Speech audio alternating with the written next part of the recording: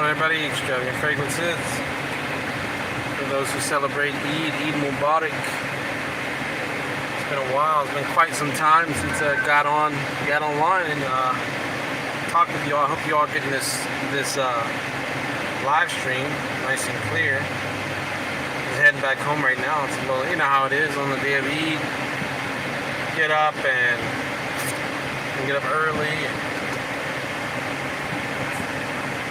Somebody's trying to cut through here, but how's everybody doing? What my fellow Muslims, what are you all doing for Eid? Yeah, so alhamdulillah, yeah, we just came back from the Eid prayer. It's about 2:42 p.m. here, Pennsylvania, Pittsburgh, and alhamdulillah, was great.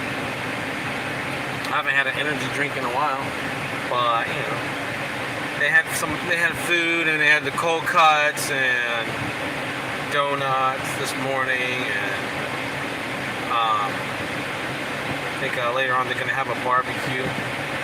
But I'm just tired. I'm about to go lay down for a little bit, you know. But everybody's probably at work right now, so by the time you get this video, you'll probably be just getting off of work. Just put the 144 gross together body oils. Gave those out for Eid. That's what I like about the body oil business is it's easy to give out as gifts, you know, because I mean, you guys know, like, it's a very inexpensive item for you if you're buying wholesale, and even if you're not buying wholesale, really, to give them out as gifts, you know. So they make great gift ideas.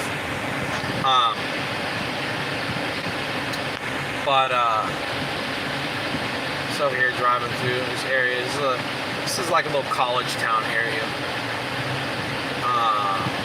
You can kind of tell too, because it's like we just get the slightst hint of warm weather, and the girls here start peeling the clothes off.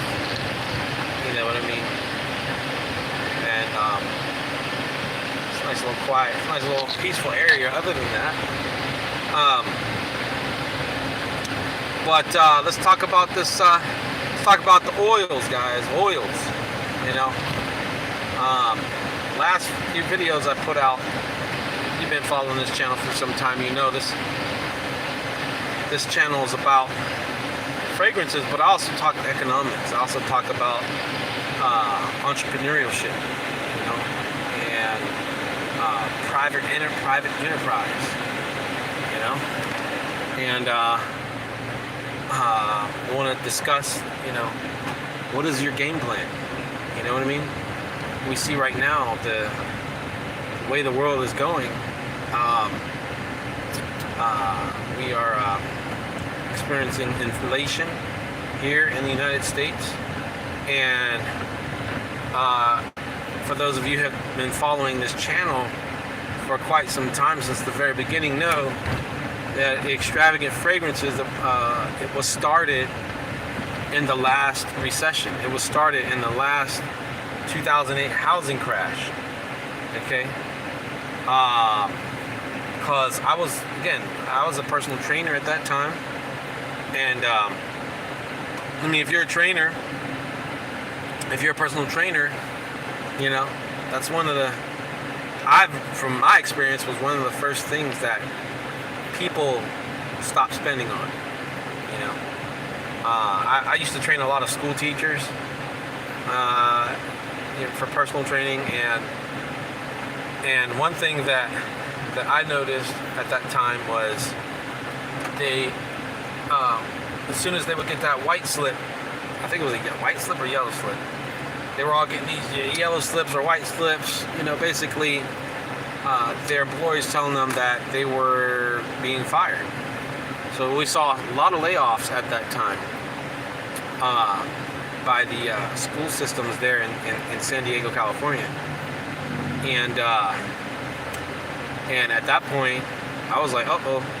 I was like down. I lost like a majority of my clients, and I had to turn to full-blown sales, because the way I figured was, when I was working as a personal trainer, I would charge anywhere. I would charge, anywhere from, was it maybe $35 to $60 per 1 hour session. And you got a few clients like that, and all of a sudden like 5 of them drop off, and they're paying you every month. Then that can be enough to put a real hurt on your income. And so, but at the same time, I was also in the nutraceutical industry. I dealt with manufacturing dietary supplements, and so this one of my clients, who was an attorney, he actually had access to a manufacturing facility where we were allowed to basically, he gave my client and I, business partner, the go ahead to utilize his facility to basically put together our own products. And so we actually started putting together our supplement line way before the last, I keep wanting to call it the last Great Depression, but it was the last recession in 2008. And so we came out with our first product, which was called Noxon. And it was basically, it was a way more amped up version of some of the other nitric oxide products out there that were trying to, look like the latest, greatest thing. And so it was a real grassroots product that we came out with.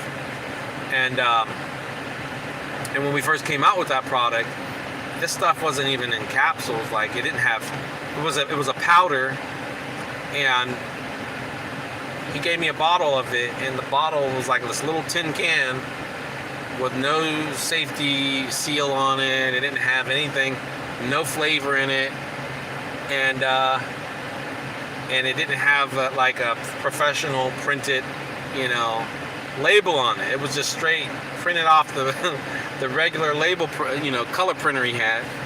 And he slapped it on there, but the stuff was awesome. It worked great. We had 3 basic ingredients in there, and 5 grams of arginine. Like, we built everything based on studies, based on all of our dietary products were based on clinical studies and how much of each active ingredient they were using in clinical studies. And so that's how we built our products versus what a lot of the commercialized dietary supplements do, which was they would basically, we called it pixie dusting, right? Which was, they put a little bit of the active ingredient, and it was just enough to say they had it in there, but it didn't get you the clinical results based on studies. And so the rest of the reason why we learned that they were skimping out on putting enough of the active ingredients was because there was a marketing budget. And so we're like, well, he was an older guy. His whole aim was to increase his natural growth hormone without actually having to go into a pharmaceutical, right? He wanted to take more of a natural approach to doing that. And then my whole goal was to increase natural production of testosterone without taking steroids, because I was into the bodybuilding scene, and I used to take the anabolics when I was competing. And so I had been off of them for quite some time, and I stayed off of them just because I saw just some negative health effects from that. So after the nitric oxide product came out, it was a testosterone booster that we came out with called T-Rex. And then after that, it was like, then we came out with another pre-workout. It was called Mass Accelerator. I had some pharmaceutical grade aminos in that. We came out with our own protein powder, and then we had. Well, anyways, I mean, long story short is it was really inexpensive to produce these products, but I was making, on a retail level, I was making what I was making as a trainer if I sold these bottles at retail. So when I lost my clientele as a personal trainer, I'm like, well, I've got to fill in the gap somewhere. I've got to sell a few more bottles of this. And so here it is. I would go to the gym. You know, at this point, I had a pretty decent network built up, and I would go to the gym, and I would take my backpack with me, basically. And after I would be training a client. You know, when you're training clients, you talk to people on the side, you know, or somebody will holler at you, or you'll be waiting in between sessions for your next client to show up. And so you're there, you know, you're talking to people who are there trying to get results in the gym.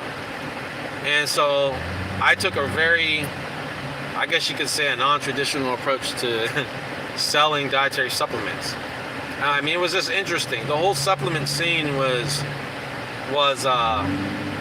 unique. At least I would say there in San Diego. It's just interesting to see, like, you know, there's nothing new under the sun. You know what I mean? When it comes to like competition, then you have your bigger companies, your corporate companies, that they're also there too. You know what I mean? And one thing that I learned about the nutraceutical industry is it's very cutthroat. Almost kind of similar in some ways to the perfume industry. You know what I mean? You got your big car brands, you know, they've got their agencies out there to try to shut you down. Same thing with the dietary supplements, you know.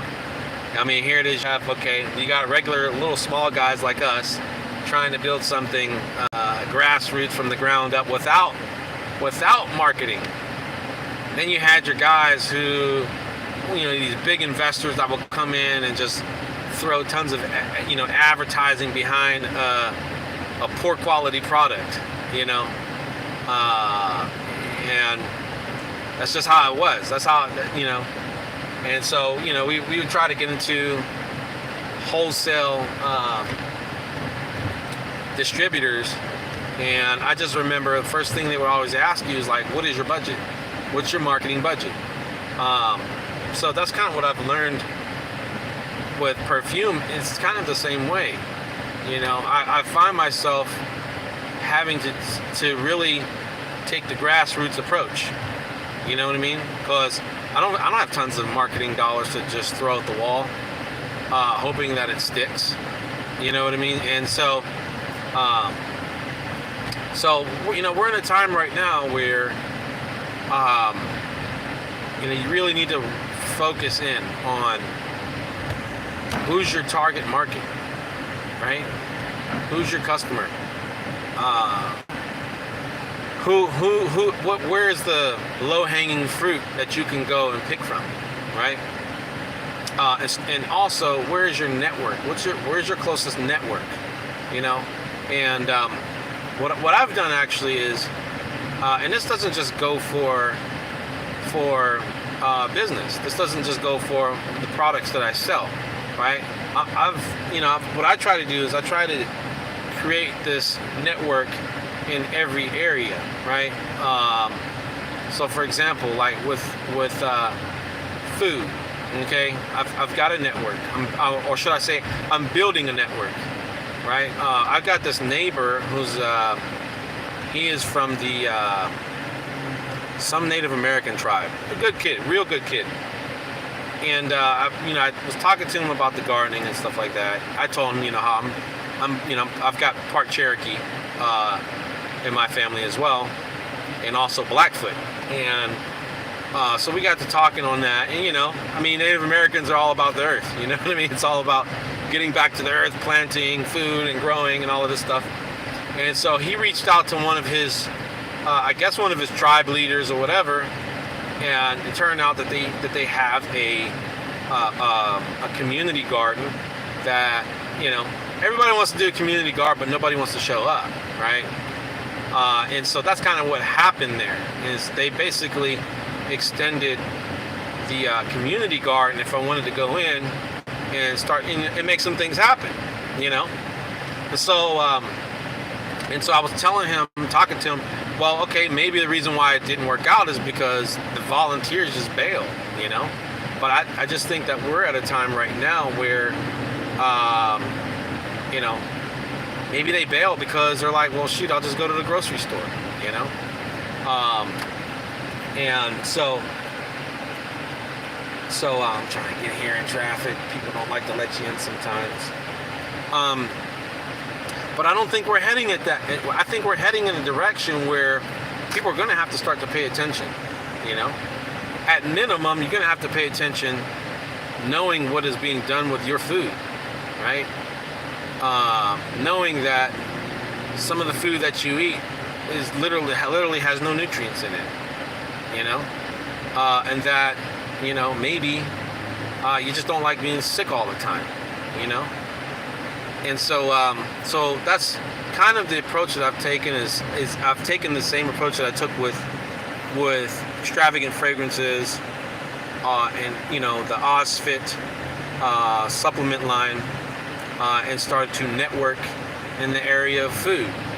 And I just think that I think that's important, to develop different networks in the most important areas of your life, right? Developing your network, you know. If it wasn't for this brother who has the property, I probably, you know, I wouldn't be able to be doing the gardening that I'm doing. I don't know. Maybe I would. Because, like I said, my Native American neighbor, he's got some connects on that. So, but what's your game plan, guys? You know, what is your game plan for the crash of the U.S. dollar? Because if you haven't figured it out by now, we are absolutely going through a crash. You know, and that's exactly what's happening. That's what's taking place as we speak. And you've got all of these markets that are being propped up, artificially propped up. You know, you've got homes out here that are literally tax boxes. I call them tax boxes because that's all they are. And they're going for top dollar, like, you know, things that are just like not worth what the market is saying they're really worth, you know. And so I just think we're going in a direction where all of that is going to come crumbling down like a weak house of cards. And so that's where we have to, you know, get our families closer together, get our communities closer together, get our neighbors. If you don't know your neighbor, you should probably reach out to your neighbor and at least get to know them, you know. And so, you know, it's during rough economic times where, you know, that's a time where you should be able to count on the next door neighbor, you know. Sometimes maybe you can. Maybe you live in an area where the next door neighbor may be a harm to you. And in that case, that's when you want to have eyes and ears on that person. When I lived in San Diego, we had a little community watch, because in that area you had people coming in. You know, pooping on in the parking lot, leaving used needles, and, you know, where they really crossed the line is when they started to get in the back alleyway, and we could see them from the inside of our apartment in the back alleyway, and that's where we drew the line. So we had basically in that apartment complex, we had all the neighbors. You know, we all had a mutual understanding of how we would have basically a little mini community watch, if you will. And it turned out that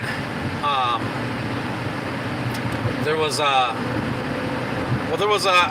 there was a couple one time that was living out of their car, which I'm like, okay, no problem. They probably don't have a place to stay, and so I'm like, well, leave them alone. They're not bothering anyone. But then that's when we started seeing stuff like, then they were leaving used rubbers out there on the pavement. I got little kids trying to ride their tricycles around and stuff like that. And then what really drew the line was when they did a hit and run on my mother-in-law's vehicle. And then so we had to call the police. And so I called the police there, and one of my customers shows up, who I didn't know he was. I didn't know. Well, I knew he was a cop. Why? I didn't expect him to show up. This was one of my customers who I have built a little business relationship with, where I was selling him my testosterone boosters, because I used to see him at the gym all the time. So he shows up and he's like, "What do you need me to do, man?" And I'm like, "Yeah, if you could just like find these people and make them pay for what they did on this hit and run." And so that's what I'm saying is like,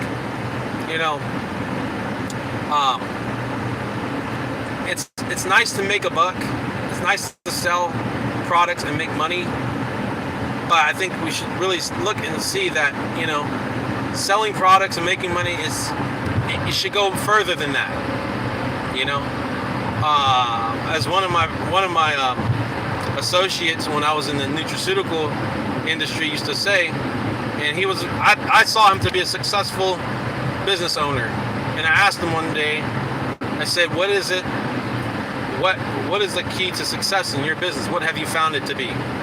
And he told me, he said, listen, the key to success in my industry, in business, because he had like 3 different businesses.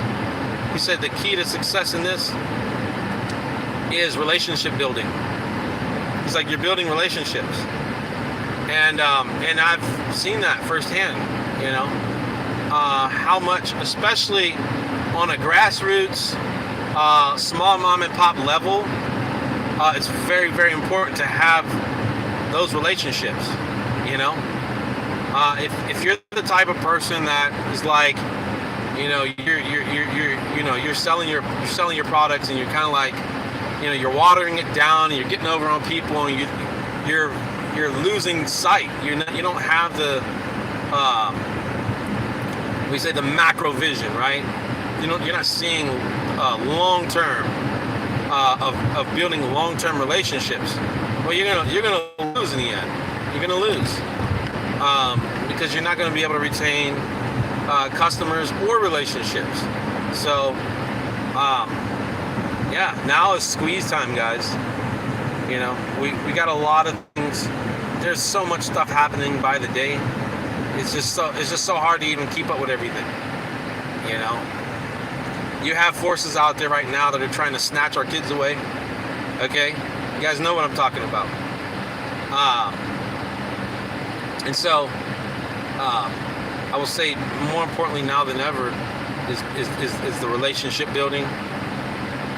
Community building, authentic grassroots efforts. It's so important right now to work towards private enterprise, and to teach our children as well something as simple as learning how to make money, right? I mean, it's really bad when you see that elementary schools don't teach you how to make money. Not even do colleges teach you how to make money. They don't teach you anything about money. They teach you how to get in debt, though, right? They teach you how to be a debt slave. And so, we're going to see a lot of people that are over leveraged. If you're leveraged, if you got loans, man, you really want to get those things paid off. because as we can see, like, your credit card debt is at an all-time high. You know, I talked to one guy who works in the bank. And I mean, I talked to this guy off the record. You know what I mean? Like, if I walked in as a regular customer and tried to have this conversation, it would never happen. But I talked to this guy off the record, basically, because I didn't really know him that well. And he told me, look, man, he's like, he said car repos, he's seeing car repos, like massive defaults on these car loans coming in. People that went out and they took these stimulus checks and they just instead of using it for their essentials, their basic needs and all of these things, they went out and spent it on new cars. Everybody and their mom had a new car. You know, multiple cars, more than one car, you know. And so it's time right now to, I want to say, start running a tight ship. You know, if you got extra expenses that you don't need, you know what I mean. I'm personally trying to trim all the fat. You know, get rid of the things, the extra expenses that I don't need, which I don't really have many. So that's it, guys. But on the positive note, and it's all positive because, you know, I just like to see people around me to be prepared, you know, for what is on the horizon, you know. And on the flip side, you know, the way the body oil business is like, you guys know, like the guys that are really into it, you know, anytime there is economic turmoil, people turn to sales. People want to start selling products and making extra money. You know, I had an old customer back when they had the early 2000s housing bubble. You know, I had guys that were living in mansions. There was guys that were driving around in Maseratis and sports cars and stuff. And by the time the whole thing had imploded, I had these guys walking around the gym selling, you know, my dietary supplements and body oils out of their backpack. So on that note, just get ready, guys. Like, if you guys wholesale, now is the time. Right now is absolutely the time. Like, I'm seeing it even on my end. People need to make ends meet. People need to make a living. And so you'll find them moving into, you know, different products that they can sell for a decent profit, you know, high profit margins. So that's a good thing. So, but until then, it's been almost a half an hour now. Hope you all are having a good and safe Friday. Until then, Eid Mubarak. And I'll hopefully see you guys. Take care.